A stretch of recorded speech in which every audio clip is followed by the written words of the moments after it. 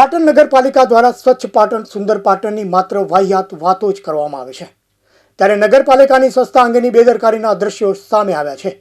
શહેરના જૂના power house પાછળ આવેલ નગરપાલિકા હસ્તકની વોર્ડ ઓફિસના કેમ્પસમાં ગંદકીના ઢગની સાથે મૃત પશુઓને લઈ આ વિસ્તારના લોકો ત્રાહિમામ પોકારી ઉઠ્યા છે। ત્યારે આ ગંદકીને કાયમી ધોરણે દૂર કરવામાં આવે તેવી માંગ સાથે સ્થાનિક રહીશોએ નગરપાલિકામાં આવેદનપત્ર આપી રજૂઆત કરી છે। પાટણ શહેરના વોર્ડ નંબર 8માં આવેલ ગંજ શહીદ પીર જૂના પાવર હાઉસની પાછળ પાલિકાની વોર્ડ ઓફિસ કેમ્પસમાં રોજબરોજ શહેરમાંથી એકત્રિત કરેલા કચરાના ઢગને ઠાલવવામાં આવે છે, તો આ કચરાની સાથે સાથે મૃત પશુઓ પણ આ ખુલ્લી જગ્યામાં સફાઈ કામદારો દ્વારા મૂકી દેવામાં આવે છે, જેના કારણે અતિશય દુર્ગંધથી લોકોનું આરોગ્ય જોખમાય તેવી પરિસ્થિતિ જોવા મળી રહી છે। હાલમાં પવિત્ર રમજાન માસને લઈ મુસ્લિમ બિરાદરોની ધાર્મિક લાગણી પણ દુભાઈ રહી છે। આ ગંદકીના ઢગ દૂર કરવા અવારનવાર રજૂઆતો કરવા છતાં તેનું કોઈ જ નક્કર પરિણામ આવતું નથી। ત્યારે આજે માઇનોરિટી ડિપાર્ટમેન્ટમાં અગ્રણી હુસેન મિયા સૈયદ સહિત સ્થાનિક રહીશોએ ગંદકીના આ કાયમી પોઈન્ટને દૂર કરવામાં આવે તેવી માંગ સાથે પાલિકા તંત્રને આવેદનપત્ર આપી રજૂઆત કરવામાં આવી છે।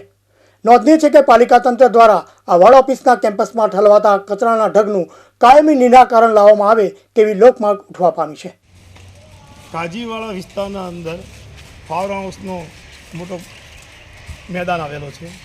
વર્ષોથી આ મેદાનના અંદર કચરો નાખવામાં આવે છે।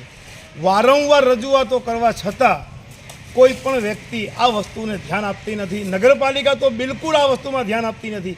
ત્યારે કાલ રાત્રે આ કચરાના અંદર કોઈ એવી વસ્તુઓ નાખી ગયો હતો કે જેનું કોઈ કહેવા જેવું નથી, અને અમારા મહેલાના રહીશો આખી રાત હેરાન પરેશાન થયા છે। ત્યારે નગરપાલિકા વિકાસની વાતો કરતી હોય અને આ કચરાનો કોઈ નિકાલ ના કરતી હોય તે ખરેખર એક શરમજનક વાત કહેવાય। અને કાજીવાળા વિસ્તારના અંદર અત્યારે હાલ તમે મહેલાના અંદર આવીને પૂછી શકો છો, લોકો આખી રાત સૂઈ નથી રહ્યા, એવી ખરાબ બદબુ આવે છે। અને એક અમારી મોટી ગંદા મસ્જિદ આવેલી છે, અહીં પદમનાથ ભગવાનનું મંદિર આવેલું છે, અહીં 2-3 નિશાળો આવેલી છે।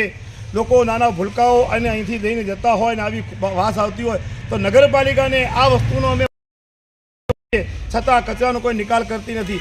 લોકો બધી જગ્યાઓ પરથી લારીઓમાં કચરા ઉઘરાવી અને આ વિસ્તારના અંદર નાખવા આવે છે, તો શું મુસ્લિમ વિસ્તારના અંદર જ આ બધો કચરો ભેગો કરવાનો છે?